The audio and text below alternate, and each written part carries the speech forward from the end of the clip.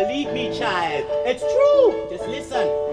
The seaweed is always greener in somebody else's lake. You dream about going up there, but that is a big mistake. Just look at the world around you, right here on the ocean floor. There's such wondrous things around you. What more is you looking for? Under the sea. Under the sea. Sebastian is a people pleaser. He wants to please people, and that's basically his whole thing. He has one persona in front of the king and in front of people, and then he has this different persona when he's by himself and when he's in front of all of his friends, all the sea creatures. So he has this fun-loving personality when he's around all of them, and then he has this uphold, kind of uptight kind of attitude when he's around King Triton and being part of the court. Well, the story is a little bit different than the movie, so they're gonna, and I think that they get a little bit more of a spectacular thing, because in the movie, you're not interacting with people, you don't really see that. So being able to see all the people, all those characters come to life, and the differences and the nuances that people bring to it is really exciting. And and for the kids, they just love Ariel. They're all about Ariel. They love a princess. They love a Disney princess. It's a dream to play this role, having, grown up watching the movie almost every day and singing Part of Your World, in the back seat of the car. I'm such a Disney girl at heart. I played Gabriella in High School Musical a few years ago here. And Dorothy and the Wizard of Oz, it's not Disney, but it does have that family, good-natured message, and it's such a sweet show. And I think that those roles have kind of prepared me to be here for Ariel.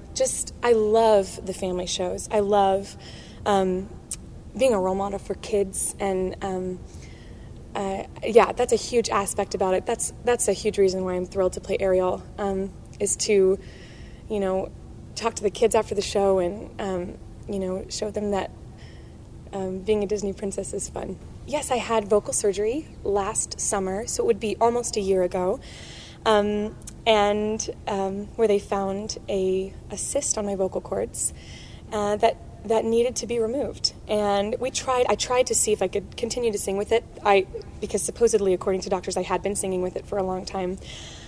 So I tried to beat it on my own, and so I was quiet, and when I mean quiet, I mean mute, for about 3 weeks, and then once we decided to go through with the surgery, I was quiet again for another 3 weeks. So that ended up being, I have dealt with communicating the way that Ariel had to when she lost her voice, and the way that she has to use the sign language, and she can't get through to people. And I've been there, and it's frustrating, and it's a struggle. And I feel like I can relate to Ariel a little bit when she wants to see, finally she has her legs to see Prince Eric, but she simply can't communicate, and her voice is a huge gift to her.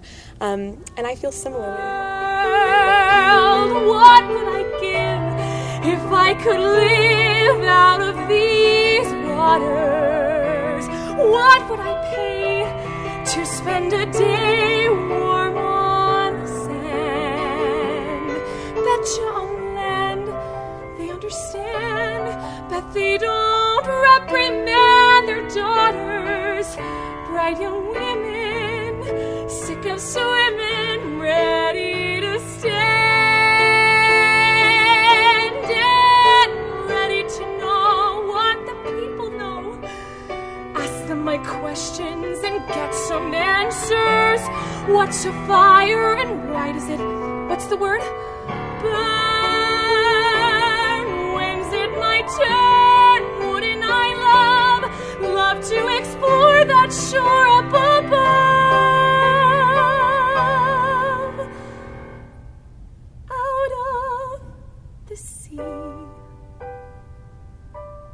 Wish I could be part of that world. Scuttle does sing in the stage play. He gets 2 songs. The first one is the first time you meet Scuttle, and he's there on Seagull Rock with his cohorts. There's a group of seagulls that are helping him out and collecting things and being seagulls. So the first song is called Human Stuff, and it is all about telling telling Ariel about all of the stuff that she's collecting and learning about the human stuff. The second song happens when Ariel now has lost her voice and has legs, and she's not walking, she's not talking, she's very frustrated, and Scuttle tells her that she needs just to be positive, or positivity is the name of the song. So she needs to have positivity. My kids actually asked me when I got the role, when I first told them, why I played all the scary, crazy women. And I had played the Wicked Witch in The Wizard of Oz 5 years ago, and I was a little worried at first. I didn't want them to be the same witch. But there are a lot of differences about Ursula. She is, she's not that high cackling witch. She's a little lower. She's a bigger than life character. The animated feature has her be very large, and the costume that they've given me is fabulous and huge, and gives me that big presence. She has 2 songs. She sings, and then she sings a reprise of both of those. And the one from the movie is "Poor Unfortunate Souls," and then, which people will be familiar with. But then they've added a song called "Good Times," and it's real fun. She gets to sing it with her 2 eels, and it's a big, huge, belty number. It kind of sits low throughout, but then it pops up to a D flat or something at the end that she gets to belt out and really show off her voice.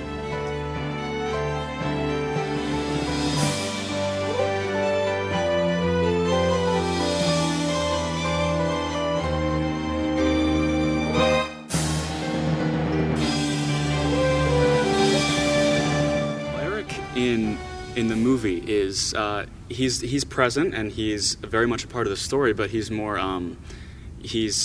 he's secondary to Ariel's story, and we don't really get to understand his motivation and what his struggle is, because everyone has a struggle. No one is perfect, even these Disney characters. And as we were talking about yesterday, it's been interesting to play with the fact that the Disney characters in some ways are not flawless and are not more surface level. In fact, they feel things faster, and if something affects them, it's thrown right back at the other person, and exactly what they want is spoken. In the movie, Eric does not sing a note, I believe, and in the musical, he gets 2 beautiful songs. One is Her Voice, in which he gets to fully open up and say what he longs to find, and that there's someone out there who has all these qualities that he needs, and that would match what he hopes to be and hopes to possess. Somewhere there's a girl who's like a swell of endless music.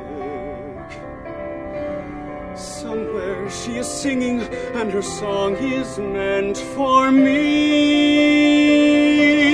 And her voice, it's sweet as angels sighing. My thought with King Triton is he's a father, he's a dad, and he doesn't want to lose his baby girl.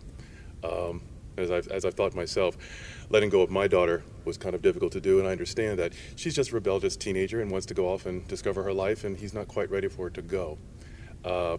Also for me, I think she reminds him the most of his wife, which he lost.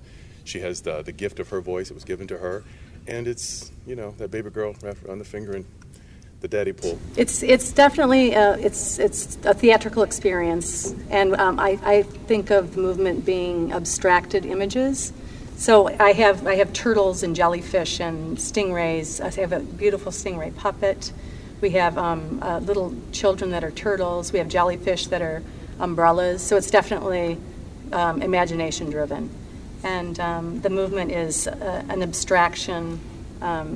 And suggestive, but not completely literal. One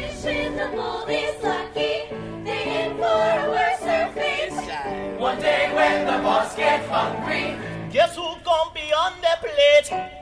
Under the sea, under the sea. Nobody beats us, fry us and eat us in Frickles Eve. We want the land folks love to cook. Under the sea, we love to hook. We got those ruffles, they like to see bubbles under the sea. Bubbles under the sea, oh, under the sea. Under the sea. Since life is sweet here, we got the beat here naturally.